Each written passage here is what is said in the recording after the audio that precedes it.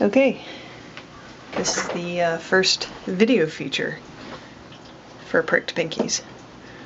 Well, I guess I've done stop motion before, but so got my pretty little fabric here, nice little curved seam. Zoom out so you can actually see something. And I've got the lovely piece that's going to go on top of it. Surprise, this is what it's going to look like eventually. You can see a better picture on the blog, but more importantly, I'm going to show you how I actually do these. So, to start, I take my two pieces, and just to sort of remind myself how it goes, you know, I like to overlap them a little bit and remind myself, okay, this is how it's all going to go. So, what I'm going to do now is I'm going to take, I like to work from the right side, so, you know, have the curve on my right. Take the outside bit of the drunkard's block, and you want to line it up maybe one or two threads ahead of the edge. So if you look, you can see there's a little teeny tiny bit above it. And you actually want it 2 or 3 threads on the inside of the curve as well, because that's going to set you up really nicely for the rest of it. Alright. So this will seem really unintuitive, but if you think about it, when this folds over with your seam, you want to make sure that you have a nice straight line going across. So it's very important that you get this first bit as straight as possible. And it would help if I had any skill whatsoever and could do this. Alright.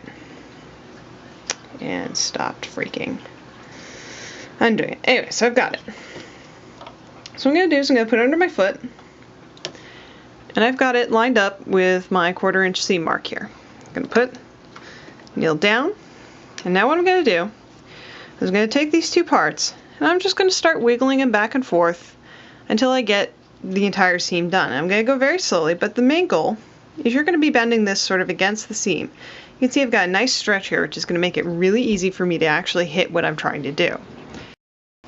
Okay, so I'm going to start sewing, and like I said, I'm just going to try and get this to line up all nicely with the edge, because when it's all done, I want to just be able to iron it over and have a nice perfect seam. So, you know, this is one of those things you don't want to be afraid to stop and start on.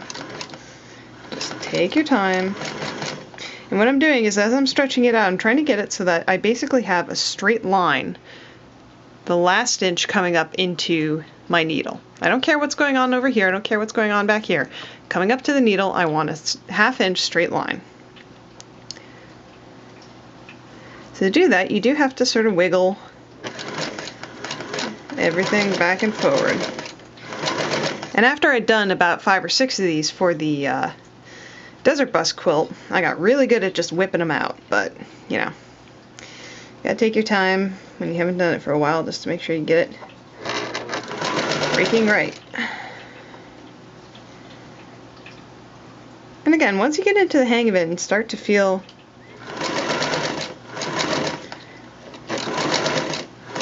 what your machine's going to do and how it's going to react and how your fabric's going to behave, most importantly, it gets a lot easier to just breeze through these. What's really fun about them is that they look super complicated, but in reality, it's maybe an extra,